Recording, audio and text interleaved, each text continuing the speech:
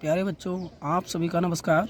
आज हम ये वीडियो लेकर के आए हैं कक्षा 10 जल्द ही बोर्ड परीक्षाएं होने वाली हैं और उसमें शब्द रूप पूछे जाते हैं जो कि संस्कृत का एक भाग है और वो भी हिंदी का।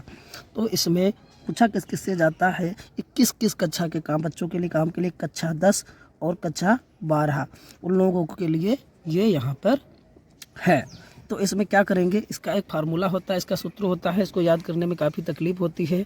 होता अधिकतर ये है कि बहुत से ढेर सारे बच्चे इसमें गलतियां कर देते हैं। तो आप 5 मिनट का ये वीडियो देख लेंगे तो आपको पूर्णतः समझ में आ जाएगा और इससे संबंधित आपके प्रश्न उत्तर जो हैं बहुत ही आसानी से हल हो जाएंगे। तो इसका पहला सूत्र जो है वो ये है औवा, ध्यान रखेंगे औवा।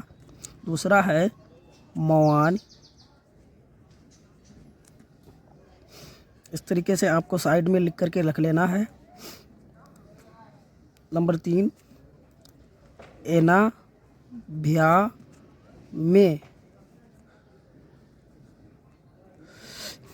नंबर 4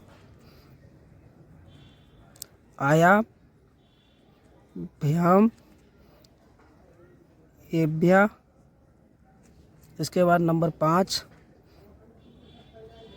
आता भ्याम एभ्या। इसके बाद नंबर 6 है अस्यो आनाम।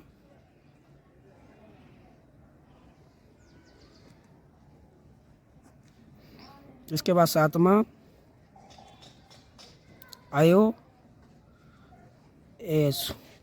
और इसके बाद 8वीं इस तरीके से ये हो जाएगा, ये हो जाएगा और इसके बाद डंडा ये हो जाएगा। हाँ, तो इस तरीके से रहेगा। तो आपको ध्यान रखना है, पहला ध्यान रखना है औवा, फिर ध्यान रखना है मवान, फिर ध्यान रखना है अनाभ्या में, फिर आयाभ्या में एभ्या, आताभ्या में एभ्या, अस्यो आनाम, आयोएस और हो। ये इतना आपको ध्यान रखना है, प्रैक्टिस कर लेना है, बिना देखे लिख कर सीखना है। 2-4 बार आप ऐसा करेंगे तो आप जो है पूर्णतः ये चीज़ सीख जाएंगे। तो अब पूछा कैसा जाता है, पूछा जाता है कि राम शब्द की चौथी विभक्ति का बहुवचन क्या होगा, राम शब्द की अष्टमी विभक्ति का प्रथम विभक्ति क्या होगी। इस तरीके से कई संबंधित प्रश्न इससे पूछे जाते हैं। तो ये राम शब्द क्या है, ये जो इस तरीके से एक आकारांत शब्द है और कैसा है, पुल्लिंग है। तो पहले आपको प्रकृत लिखनी पड़ती है कि प्रकृत के बारे में क्या होता है, कि ये कौन सा शब्द है। यानी इस तरीके से कह सकते हैं कि इससे जुड़ा हुआ कि जो ये राम शब्द है ये एक आकारांत है, समझेंगे, ये आकारांत है और कैसा है, पुल्लिंग है। कैसा है, पुल्लिंग है। ये ध्यान में आपको रखना है।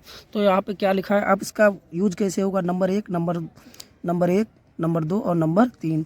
1 2 3, यहाँ पे 1 2 3, यहाँ पे आएगा 1 2 और 3, यहाँ पे 1 2 3। ये इसका यूज का तरीका। अभी आपको पता चल जाएगा कि ऐसा हम क्यों कर रहे हैं, किस लिए कर रहे हैं। ये चलिए अब इसको हम बनाना यहाँ पे प्रारंभ करते हैं। अब इस तरीके से भी आपको ध्यान देना है कि पहला नंबर, तो पहला नंबर आपको जैसा है वैसा ही लिखेंगे। हमने अच्छी तरीके से लिखा नहीं है, आप लोग को अच्छी तरीके से बना लेना, क्योंकि हमारा मकसद सिर्फ आपको समझाना है। तो यहाँ पे क्या करेंगे, आप यहाँ पे लिखेंगे राम और यहाँ पे बिंदी लगी हुई है 2, तो इसके वजह से क्या कर लेंगे यहाँ पे ये, ठीक। अब यहाँ पे क्या है, ये एक वचनम हो गया, एक वचनम। दूसरी जगह क्या लिखना है आपको, द्विवचनम। आप अच्छा बना लेना, ठीक है।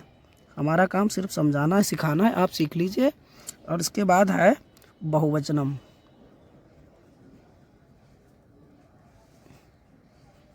इस तरीके से यहाँ पे ये लिख लिया गया है, ठीक है। तो अब क्या करेंगे, यानी पहले में ये लगा दिया, अब फिर क्या लिखेंगे, यहाँ पे हम राम लिखेंगे। यहाँ पे ध्यान दें कि उसके बाद दूसरे नंबर पर है सिर्फ पाई लगाना है ऊपर, तो इस तरीके से ये वाली पाई लगा दी। फिर क्या करेंगे, यहाँ पे फिर आपको वही लिख लेना है और यहाँ पे बड़ा है तो बड़ा का मतलब डंडा हो जाएगा, और यहाँ पे बिंदी है तो यहाँ पे 2 बिंदी लगा देनी। बस देखिए बच्चों किस तरीके से तैयार होता जा रहा है। फिर आपको लिखना है, फिर आपको राम लिखना है, इसमें माँ बना है तो आपको रामम इस तरीके से रखना है और हलंत लगा देना है। फिर आपको राम लिखना है, फिर यहाँ पे क्या लिखा है, ओ की मात्रा लगी हुई, ठीक है। तो ये इस तरीके से हो जाएगा। फिर यहाँ पे राम लिख लेना है आपको। इसमें बड़ा बना है तो डंडा लग जाएगा, नाम छोटी की मात्रा नी, ये डंडा कह सकते हैं, मात्रा कह सकते हैं, कुछ भी अपनी भाषा में कह सकते हैं, मतलब सीखने से है यहाँ पे।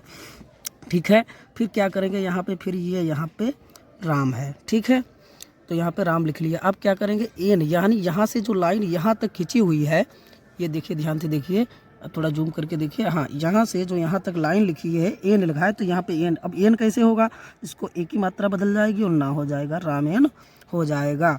फिर क्या करेंगे, फिर यहाँ पे राम लिख लेंगे। फिर यहाँ पे देखेंगे कि आभ्याम यहाँ से यहाँ तक लिखा हुआ है, तो रामाभ्याम, इस तरीके से ये हो जाएगा और इस तरीके से। ठीक है, ये हो गया। फिर क्या बचा हमारा राम, ये पाई बची है और सिर्फ ये बिंदी, तो देख लेना इस्तेमाल कैसा है, एक बार सूत्र को भी देख लेना।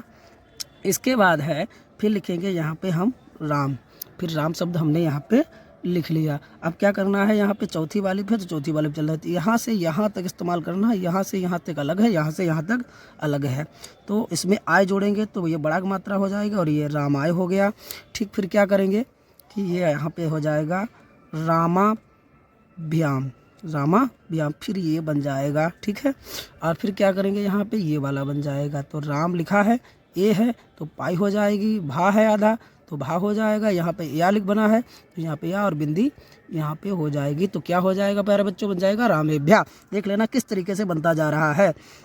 इसमें फिर राम लिखेंगे, बड़ा है और आत जोड़ना है, तो इस तरीके से डंडा हो जाएगा और ये रामात बन जाएगा आपका। फिर क्या करेंगे, यहीं आपका बन जाएगा इस तरीके से रामाभ्याम बन जाएगा। थोड़ा आप स्पीड बढ़ाते हैं, ठीक है, क्योंकि वीडियो फिर बड़ा बन जाएगा, आपका ज़्यादा हम समय लेना नहीं चाहते क्योंकि परीक्षा का समय नज़दीक ही है, आप अधिक से अधिक सीखें।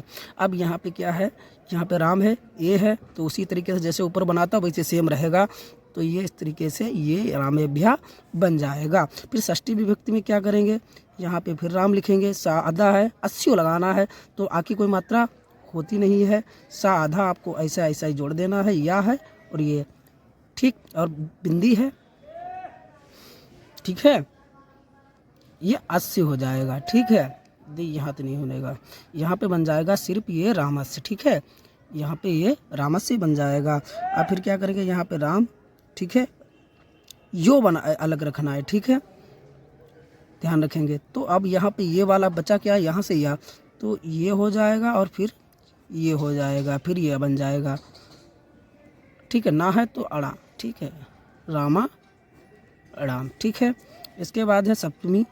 सप्तमी में सिर्फ क्या करना है, आयोएस, ठीक है, यहाँ पे फिर इस तरीके से करेंगे, यहाँ पे ए है तो पहले राम लिख लेना है, आपको ध्यान रखना, ए है तो ये है, ठीक है, और या है, ठीक है, तो इस तरीके से राम में ये बन जाएगा। ठीक है, ध्यान रखेंगे।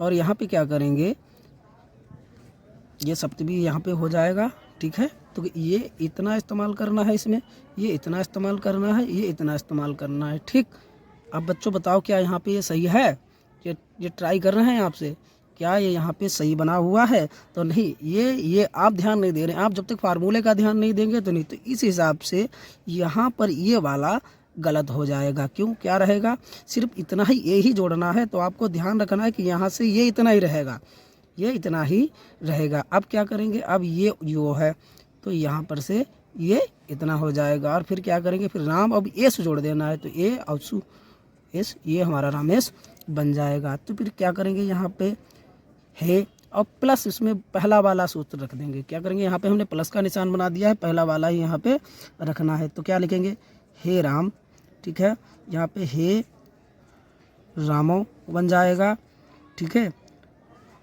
हे एक ही पाई लगेगी, हे यहाँ पे ये इस तरीके से ये बन जाए, हे राम, हे रामो, हे रामा, इस तरीके से बन जाएगा। अब इस प्रश्न का हल कैसे होगा, अब पूछा जाए यदि आपसे कि राम शब्द का चतुर्थी विभक्ति का बहुवचन क्या होगा, तो आपको ध्यान रखना है, यहाँ पे क्या दिखना है, एक बार मेरे साथ दोहराएंगे, इसको पढ़ेंगे कैसे, औवा मवान एनाभ्या में आयाभ्या में एभ्या आताभ्या अभ्या अस्यो आनाम अयोयस हो। ठीक है, फिर क्या करेंगे, औवा मवान एनाभ्यामे अयाभ्यामेभ्यः अताभ्यामेभ्यः अस्योनाम अयोये सो। ये इतना याद कर लेंगे और फिर आपको राम शब्द की चतुर्थी विभक्ति का, अगर यहाँ पे देख लीजिए, यहाँ पे राम शब्द की चतुर्थी विभक्ति का बहुवचन पूछा जाता है। बहुवचन अगर पूछा गया है,